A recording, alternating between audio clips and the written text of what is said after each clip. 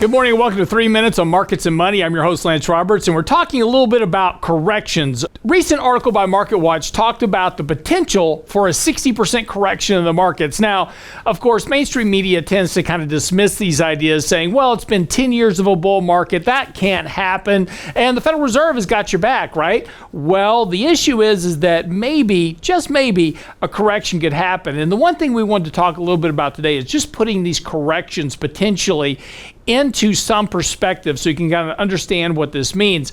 If we take a look at the market that's had this huge run since the 2008 lows, looking at normal corrective environments, we could see a retracement back to the 2018 lows. Now, that's a 25% correction from current levels, well inside the norms of normal market corrections throughout history.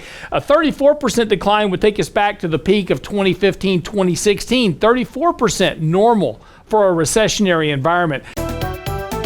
Now, once you combine the amount of debt, liquidity issues that we have currently, and the potential for a run on pensions in the event of an environment like that, we can see a decline of 43% back to the 2016 lows.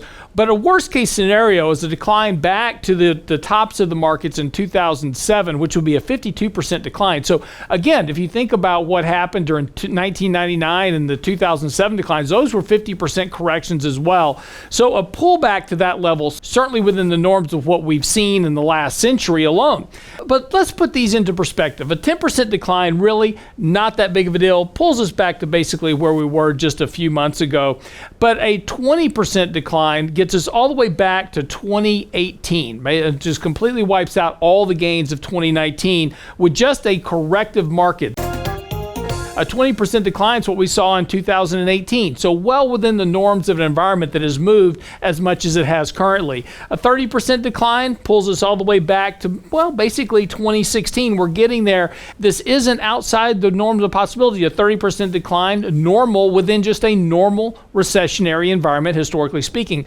40% pulls us all the way back to the beginning of 2015, wipes out all the gains of 2017, 18, and 19. A 50% decline takes us all the way back here to 2013. Now, the importance about this is that this is not inflation adjusted. On an inflation adjusted basis, that effectively wipes out the majority of the rally that exceeded past the 2007 peak. A 60% decline, which is what MarketWatch was talking about, would take us all the way back to the 1999 levels. Now, here's the important thing. In 2007, most investors needed a 6% return on their money to reach their retirement goals over time. Of course, it's often stated that a 6% return is what the market gives you every year. The important part about that is that investors lost 50% of their money in 2008, but yet the return they required to meet their break-even goals in retirement continued to grow at 6%. Ironically, markets have just now gotten back to where investors needed to be in 2007 to meet their retirement goals. After 10 years of a liquidity-driven bull market advance, investors have just gotten to where they were supposed to be originally. This is the importance about declines that is never discussed in the markets. Yes, markets returned to even back in 2013, 2014, but not on a return-adjusted basis for investors.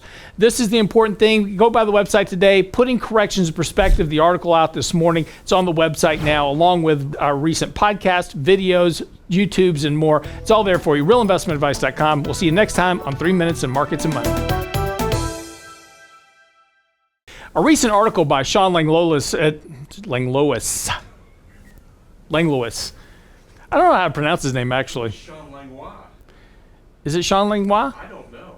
It's Langlois. I know. I don't know how he says his name. A recent article on MarketWatch